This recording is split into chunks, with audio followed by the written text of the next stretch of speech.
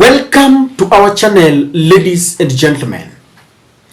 Politics of economy has always been at the center of many campaigns, whether in Africa or in the developed world. I remember in the last election, Joe Biden and Donald Trump debated majorly on the economy of America, and they had different policies.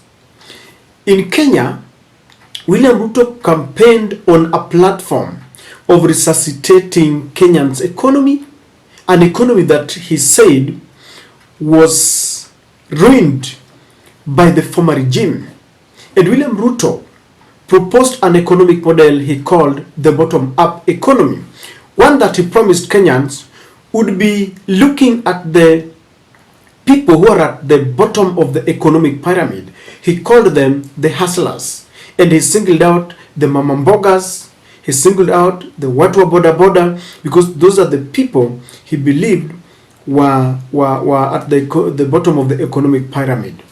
In fact, at some point he said that formed the difference between the Kenya Kwanza and the Azimio. Our competitors and us are as different as day is from night. Our competitors have told us theirs is about changing the constitution. That is why their running mate will be spearheading changing the constitution. On our side, we have said our running mate, DP Gachagua, will spearhead the changing of the economy of the Republic of Kenya. Theirs is about the Mandela moment. Ours is about the Mamamboga moment. Theirs is about changing the constitution. We are about changing the economy. Theirs is about sharing power. We are about the empowerment of every citizen of the Republic of Kenya.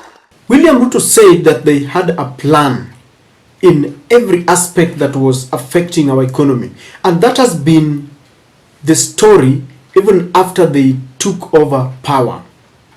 And they have always told off the opposition to sit back and watch how they are working to resuscitate our economy. And recently, they informed the nation that the country is on the right trajectory economically. But then Kenyans have got a different idea, because they are telling this government that the economy is not on the right trajectory because the cost of living is too high. You know, you cannot say that the economy is doing good when prices of basic commodities are skyrocketing, when you increase taxes on citizens, and the graph is showing that unemployment rate is also shooting. And Kenyans have applied a lot of pressure to the government to show them the indicators, pragmatic indicators that show that Kenya is growing or the economy is being stabilized. The opposition is not giving the government a breathing space, and they're telling the government that if you cannot resuscitate the economy, then you better quit. And I remember that there are ongoing talks, the dialogue team in the Bomas, that has hit a snag because the Azimio fraternity is saying that if the document that they're about to sign is not going to look into the cost of living, then they better break and stop that talks.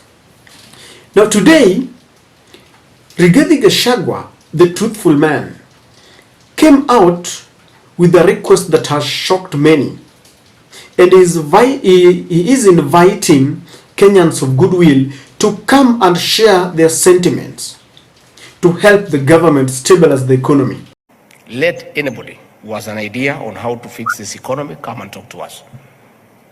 I want on behalf of the President to welcome you as ISPAC. Come and talk to our people at the National Treasury, and we'll ask you to talk to the President, and all of us are aligned. This is our country, and as I said, we don't know everything. If you have better ideas than we have, this is our country, we have no other country. Please come and talk to us, and whatever you advise us, if it's prudent, if it can get us out of the quagmire that we find ourselves in, we shall say asante sana. So please, you are most welcome. You know, Ndii Gachagua, when I looked at the body language, he looked and sounded serious. But behind that serious facade lies a government that is very proud, and I don't think they can be genuine. And even if Ndii Gachagua is genuine, Kenyans don't trust this government. The trust level has really gone down. And when you look at Ndii Gachagua, for him to come out and start telling people that they are inviting members of goodwill to advise them, in my considered opinion, I believe that number one, Ndii Gachagua is slowly coming up to his senses.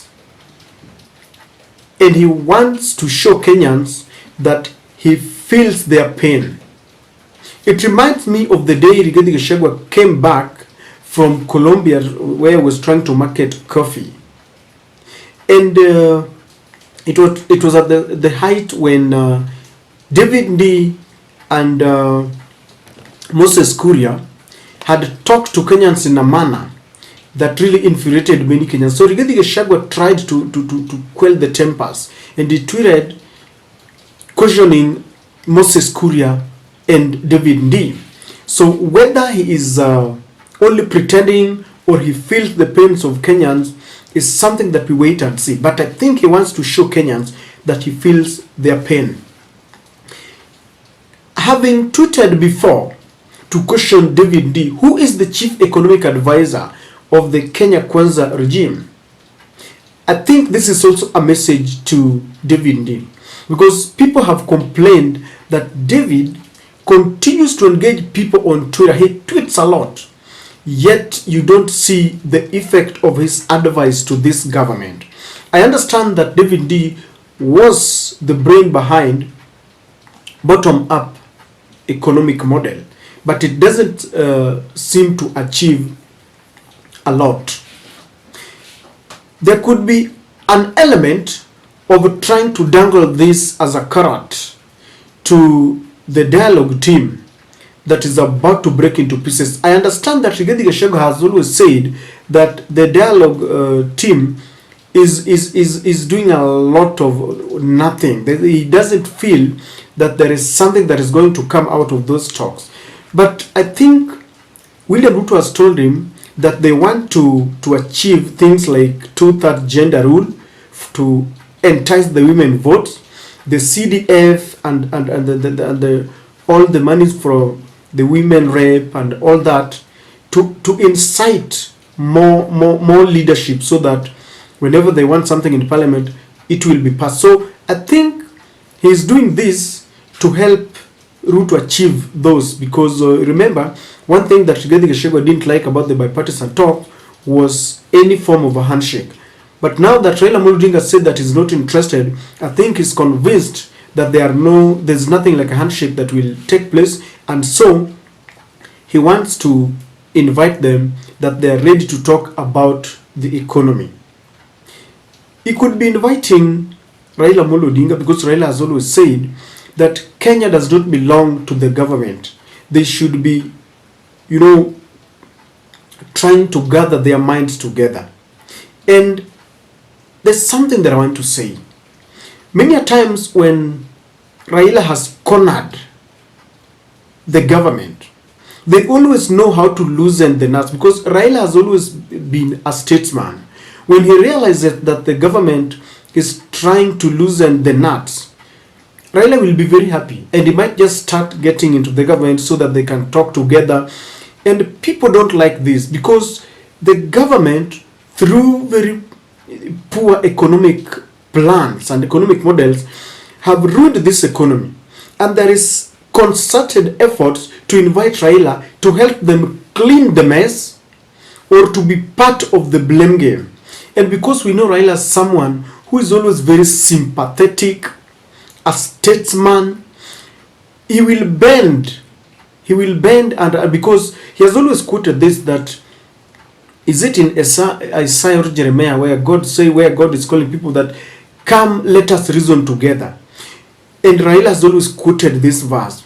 If he realizes that the government will be coming, inviting, them to talk, he might just bend and allow the government to know so that they can talk.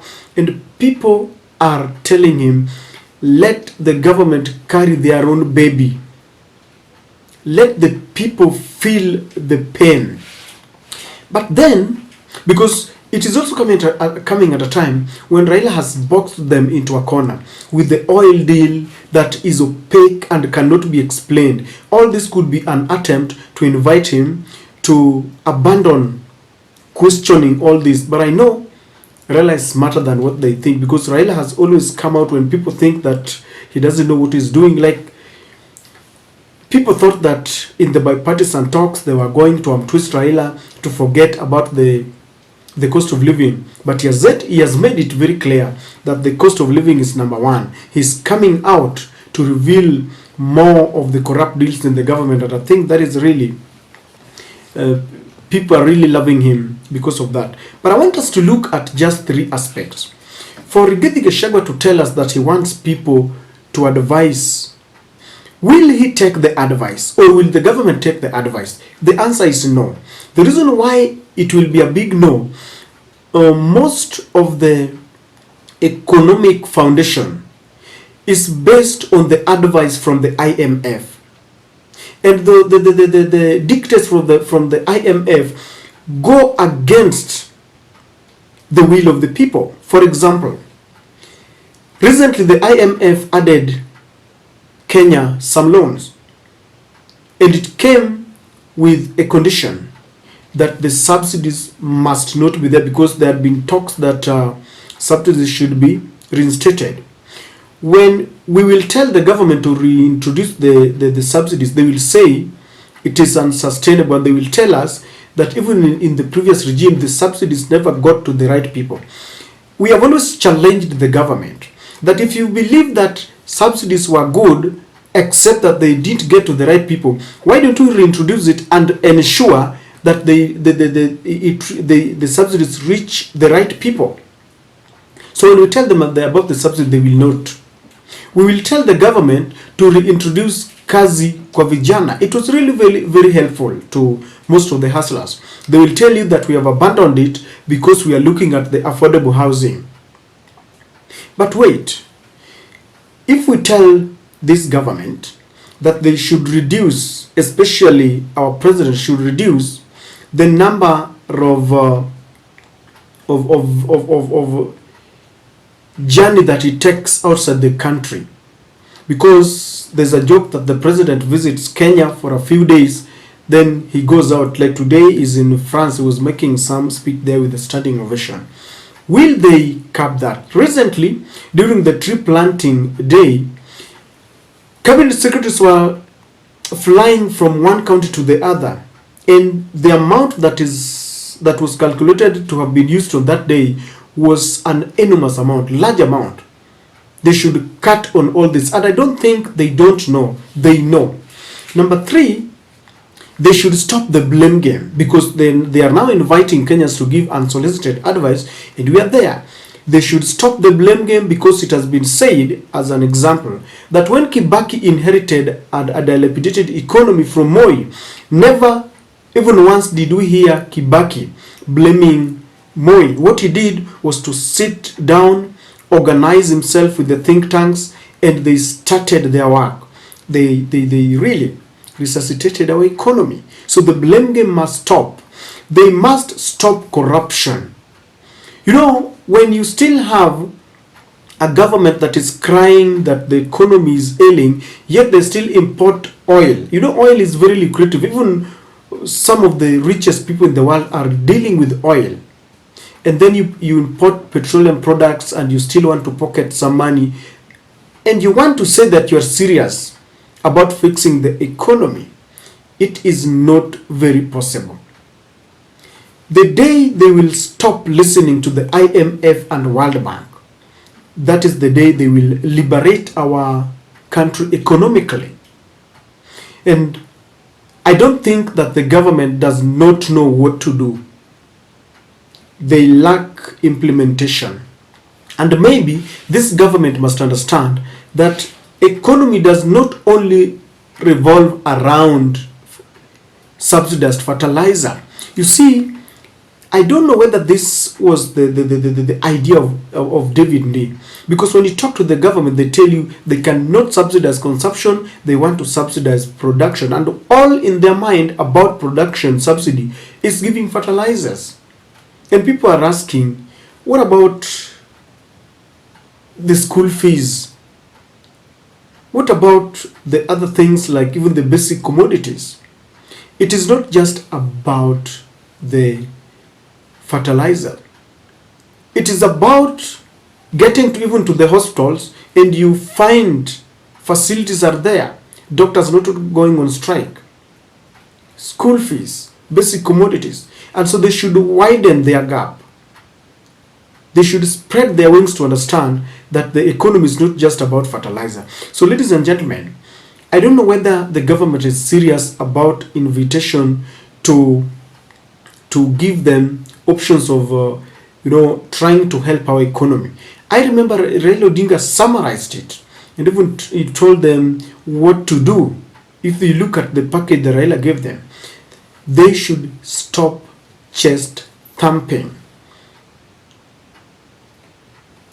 How I wish that immediately they took over power, they realized that Kenya does not belong only to them. Because I'm sure that back then they would have sent an olive branch to the Azimio team, and maybe they would have decided that, okay, let us work together. But with a lot of chest thumping that we have a plan and all this, it will not work. The last one, the moment, let's say for example, Azimio will decide to help them resuscitate the economy, some of them will not be very happy with it because there is that political mileage that they will feel someone is getting. And so, ladies and gentlemen, the economy is bad. If they are genuine that the economy is bad, let them go back to where we started. They know whatever. Let them do away with the finance bill. Because if there is something that has really rocked our economy in a very negative way, is that finance bill 2023, where we have even the housing levy, the taxes on fuel. We should not even pretend that we don't know why we are here we are. I don't know what you think, but that is my take.